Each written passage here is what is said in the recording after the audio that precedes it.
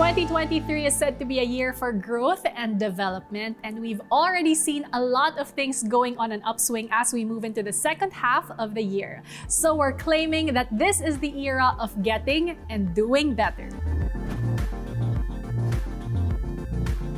For this episode, we'll learn from real estate industry thought leaders brought together by Anchorland how to choose the right investments that will enhance your investment portfolio. I'm your host, Bianca Gonzalez, and welcome back to your ultimate guide to modern living.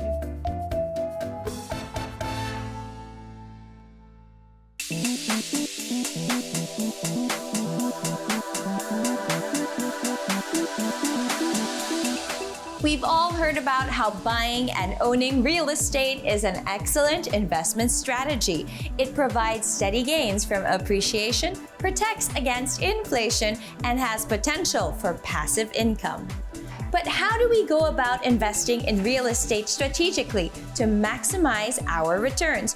We'll find out from the real experts. If you're looking into the rental business, this segment is for you. I'm Stephanie Zubiri. This is your guide to modern living.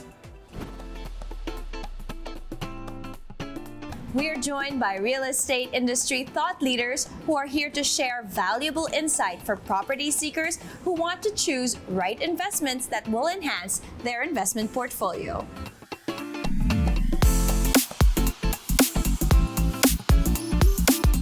Now, real estate has been one of the most resilient industries in the last 3 years. How has property searches changed recently?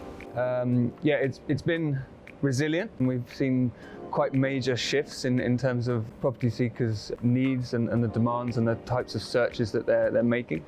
So I think the biggest change really recently is a return to relative stability, in that we haven't seen these wild swings over the last 4 to 6 months. To give you some examples, I think what we've seen in terms of the rental business specifically, that was challenging during the pandemic because it was difficult to move around. There was a reduction in terms of expatriate demand. The for sale market was buoyant, rental market less so.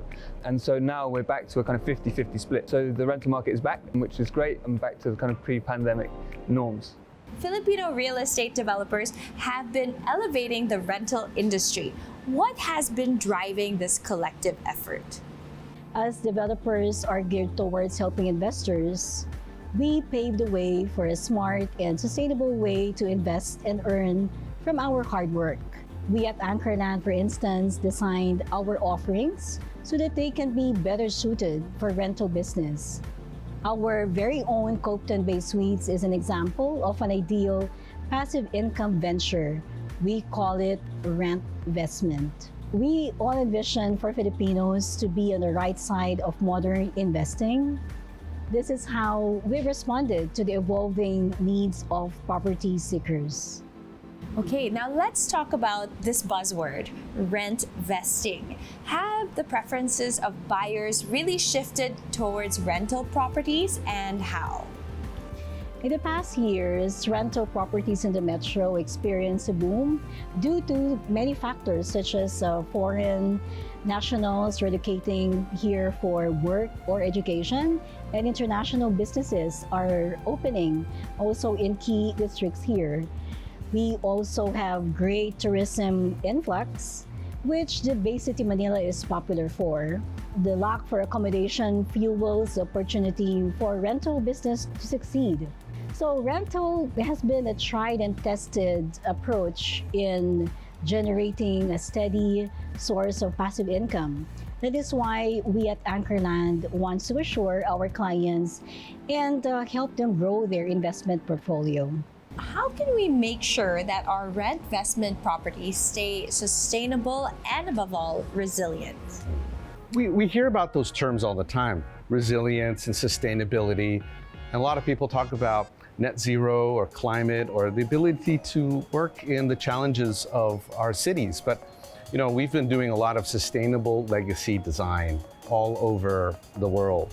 And we see this kind of investment as building equity and long-term value. These are the kind of resilience that investors are looking for. The ability to earn passive income without having to think about it too much.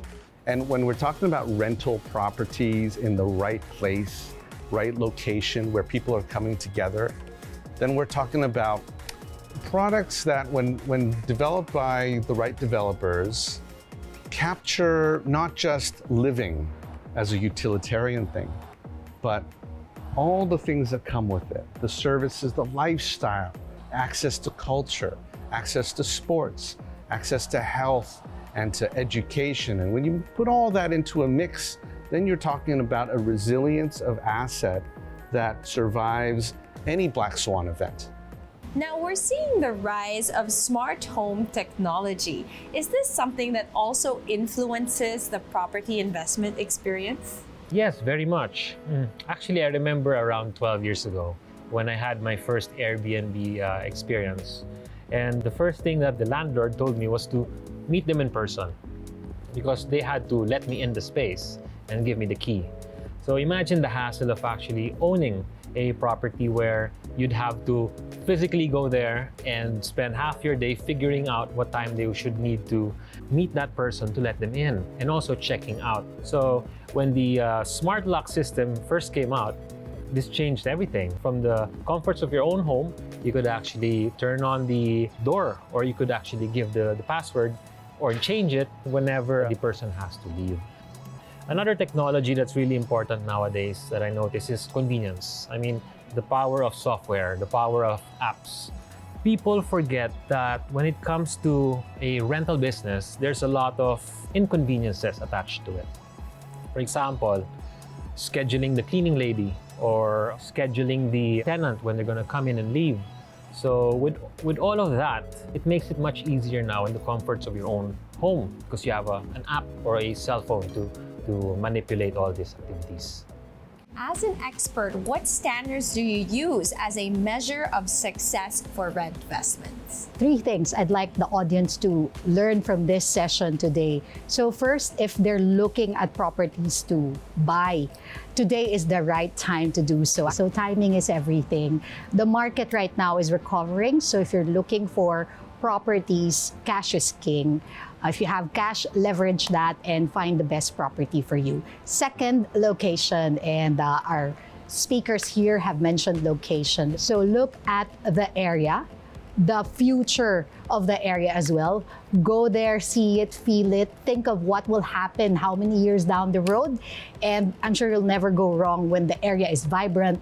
There's employment there, infrastructure is there. So buy a property now, look for the right location. And finally, check the developer's track record. And we have Anchorland here today.